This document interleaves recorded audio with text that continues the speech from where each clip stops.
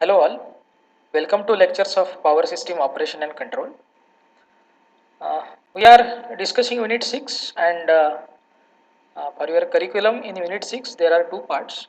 Uh, Part A is related with energy control and Part B is discussing uh, some of the concepts related with power system reliability. So I am covering one topic from Part A, energy control, which is called as a types of energy interchange. So as you are aware, in some of the earlier units, you have already understood power system nowadays is interconnected system, and whenever there is imbalance in the system, like supply and demand imbalance, your frequency of the system is getting impacted. So it is always expected to have a overall balance in system as far as supply is equal to demand. Whenever there is a single area and there are confined number of generating units and a load, it's a bit easy to control that particular frequency for that particular area. You have already understood some of the concepts related with single area control and all. But you can understand when these areas are increasing because of interconnected systems, it is very difficult to manage this balance. So that's why uh, there must be some contractual provisions also apart from your technical working. So that is what we are going to understand in this particular unit. Now there can be n number of ways by which you can interchange the energy generated in your area with another area with another utility. There can be two main aims. One is economy, one is economy, and another is unit commitment. So you have already again understood two ways of power system, power generating stations, efficient operations typically. Your one aim is always economic uh, power generation and its dispatch. Another aim is you are calculating some optimization techniques, some algorithms by which you are trying to bring some you are trying to bring units with some typical commitment. So these can be two ways by which you can definitely exchange your energy. But in this particular lecture, I'm not covering that particular part, which may be discussed in some other lecture. Here I am discussing some typical energy interchanges where apart from economy and unit commitment, you have to understand some more factors. So let me discuss these things. Uh, uh, these are the learning outcomes. At the end of this lecture, you will be able to understand requirement of energy interchange, enlist various types of energy interchange, and analyze the situations of energy interchange. Typically, I'm not focusing upon economic load dispatch and unit commitment, but for some other energy interchanges. And let me try to use the board to explain you various cases by which you can understand easily these typical interchanges. So please understand our first type is capacity interchange. So everywhere, depending upon uh, focusing on its name, you will immediately understand the meaning of each and every interchange. So here it has been entitled as capacity. Now, when you are considering capacity, you have already gone through the subject of power generation technology as well as power system 1. So, you are aware whenever I am discussing capacity of any system and how it is decided is always based on peak load demand plus some amount of backup is required over there. Now you can understand, imagine there are two areas. Now every area I am representing with the help of one generator sign. So imagine these are two different areas. You can consider these two different utilities are there with some boundary. For the sake of understanding, let us understand, imagine this is Maharashtra, this is Gujarat. So whenever uh, Maharashtra is having some issues related with its overall generation demand balance, what will be done? there will be some contract in between Maharashtra state and Gujarat state, depending upon the capacity to ensure the supply and demand will be balanced. So, if I consider Maharashtra as a reference, I am considering Gujarat state as a neighboring state, and what Gujarat will do, Gujarat will try to provide energy to Maharashtra, uh, by condition Gujarat is having surplus. So that is the very important thing. So there must be some selling capacity with Gujarat, which can be shared with Maharashtra during certain hours with some extra units. So this may happen whenever you can imagine, if Gujarat is having one particular big power plant which has brought into the operations, and right now it's having some surplus, so that surplus can be exchanged with Maharashtra. So Gujarat will be having in that way a selling capacity. In opposite manner also, if Gujarat requires some power, Maharashtra will give it to Gujarat, and this is pure capacity reserve interchange agreement, and it is not at all entitled to have some other types of energy interchanges. So this particular contract is having provisions to exchange capacity, to exchange capacity. So take a reference of capacities of both the areas, both the utilities, both the states, and then do the contract. Now, going ahead, there is a word of diversity. Now you are aware, when word diversity comes,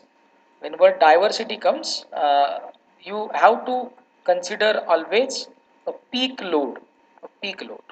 So diversity factor, you might be remembering the definition of diversity factor.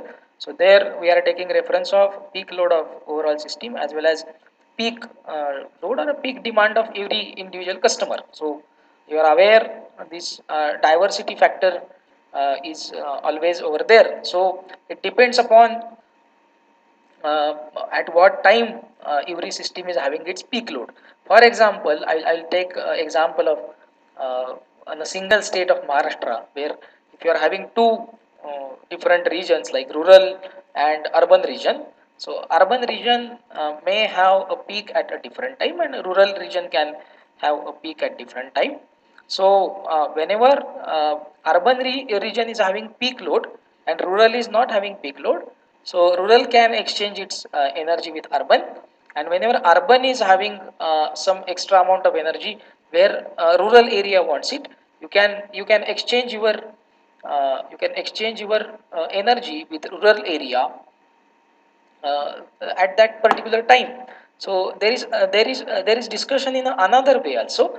One thing is in terms of time, this can be repeated taking into account a seasonal diversity also. So please understand, one area might be require in winter heaters, and one area might be require in summer your air conditioning units. So depending upon this also, there can be some diversity interchange with each other. So this is in terms of uh, peak load. So there is a difference in between peak load of two areas, and your aim is ultimately to match supply is equal to demand. So unless and until I am having peak load, I will be having some surplus, that energy will be exchanged with another area. When I am having peak load but I am unable to match my balance, I will be taking my required energy from that particular area, so that my peak demand will be balanced. Now there is another concept, and this is a very beautiful concept, which is called as a energy banking. So there is a kind of banking procedures as far as these exchanges are concerned. So for this particular case of interchange, where energy is being exchanged from one area to another area, you have to take example of different types of units. One is your thermal unit. So please understand, whenever this energy banking discussion comes, one is dominant thermal unit and another is hydro unit. So what is happening? It may happen your hydro unit During high water runoff periods, the hydro system may have energy to spare and will sell it to the thermal system. So a lot of water is available over there. Kind of right now rainy season is over there. So hydro units can be more efficient. They can be dominant, and probably when the hydro system may also need to import energy during periods of low runoff. So the prices for such arrangements are usually set by negotiations between the specific systems uh, involved in that particular agreement. Now, please understand, when you are having these kind of exchanges, it may happen instead of accounting this, you can simply do a banking kind of thing where one party can be a bank like banker, and another party can be a depositor. The depositor would deposit energy whenever it had a surplus, and only the megawatt hour deposited will be counted. Whenever depositor needs that energy, it will be simply withdrawn the energy up to megawatt hour it had an account with the other system. So it's kind of a depositor is putting some of its extra energy with banker, and whenever it is required, it is taking off. So that's why it's called as a concept of energy banking. The only thing is who is going to be a depositor and when, who is going to be banker and when, that is typically decided by the contracts. So this is the concept of energy banking. There are another two interchanges which are these typically you will immediately understand. This is nothing but emergency interchange. Whenever uh, I am having a lack of power in my particular area and there is requirement of load shedding.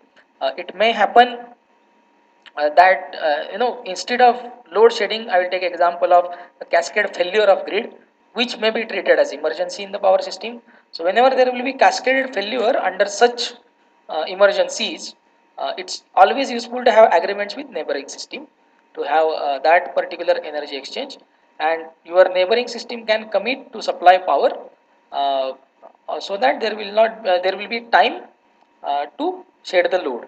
So probably you have to shed some load to uh, bring supply and demand uh, under a balanced situation, but till time, just to keep your system intact, neighboring party or with whom you have done a contract can supply that particular required power during emergency, so that so that you can have a time to shed the load. This may occur at times that are not convenient and economical from the incremental cost point of view. So concept of incremental cost you have already studied in unit 5. You can understand it's a part of economic load dispatch, but somewhere you probably have to lose money because you are in emergency. You will require a power at such a time where though the exchange of energy is not economic, you have to do that because you cannot afford a loss of whole system because of this thing, because you are in emergency. This is nothing but emergency interchange.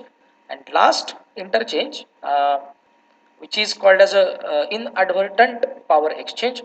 The meaning of this particular word inadvertent is nothing but where there is no option kind of thing. So it's going to be there, it's going to happen because of some of your system limitations. So what is the system limitation now? You have already understood in unit 4, all these systems are nowadays being controlled automatically. So there is automatic generation control.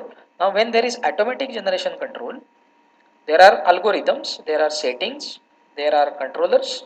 So because of some errors in controllers, some of the issues in tuning parameters, what will happen?